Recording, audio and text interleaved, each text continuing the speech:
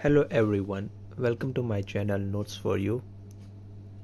Today we will learn about atom and structure of atom and about nucleus, proton, neutron and about mass number. Okay, so today we'll learn about these four things.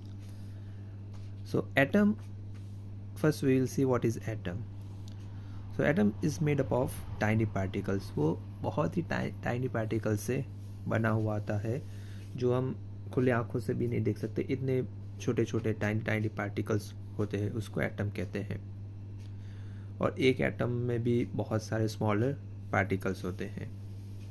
Okay, so what is atom? Atom is made up of tiny particles. Now we'll see about the structure of atom. Structure of atom कैसा रहता है, यहाँ पे आप देख सकते हो diagram उसकी कि न्यूक्लियस, सेंटर में न्यूक्लियस.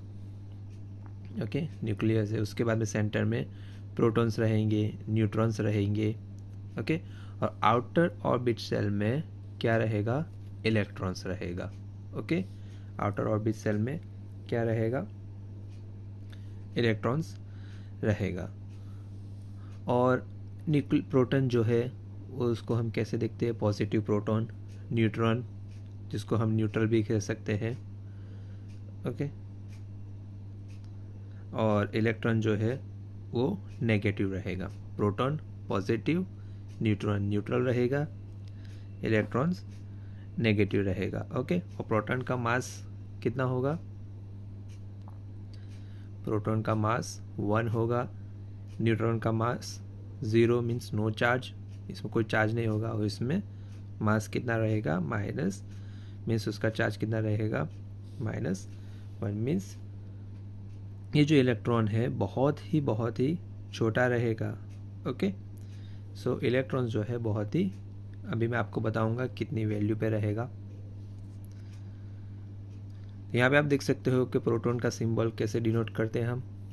P+ से, न्यूट्रॉन को N0 और इलेक्ट्रॉन को E-. अब उसका मास कितना रहेगा प्रोटॉन का? 1.67 इंटू 10⁻⁻⁷. यहाँ पे इलेक्ट्रॉन का आप देखिए कितना है? 9.109 इंटू 10⁻31. ओके, तो यहाँ पे आप देख सकते हो कि कितना छोटा वैल्यू इलेक्ट्रॉन की है.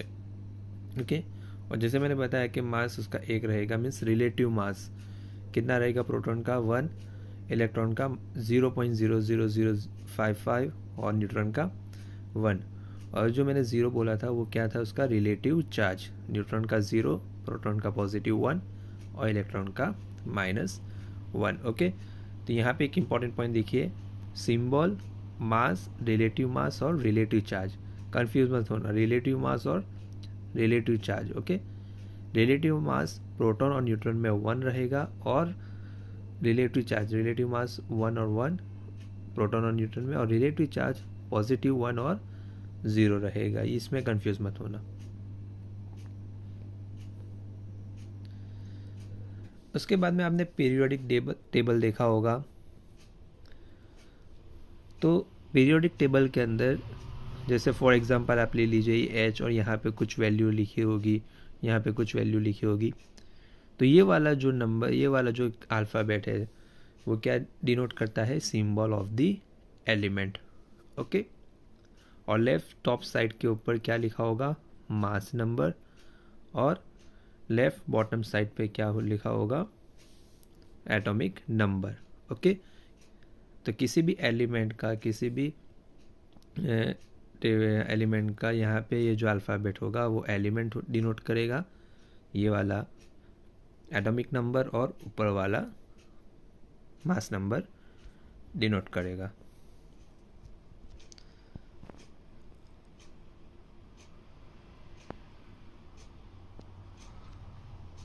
तो यहाँ पे आप एग्जांपल देख सकते हो कार्बन का.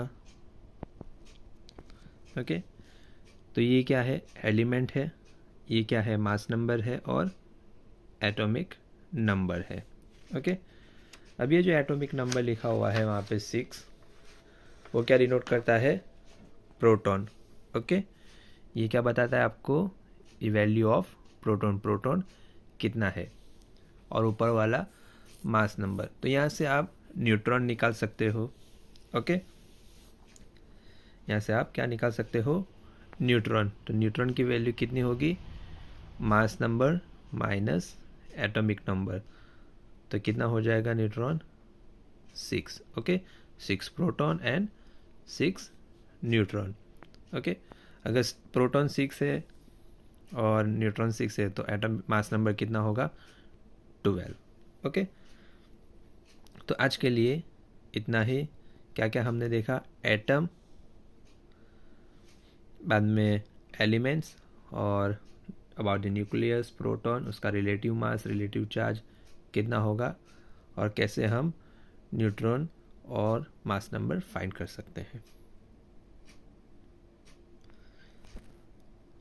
सो नेक्स्ट वीडियो के अंदर मैं आपको आइसोटोप्स के बारे में बताऊंगा कि आइसोटोप्स किसको कहते हैं।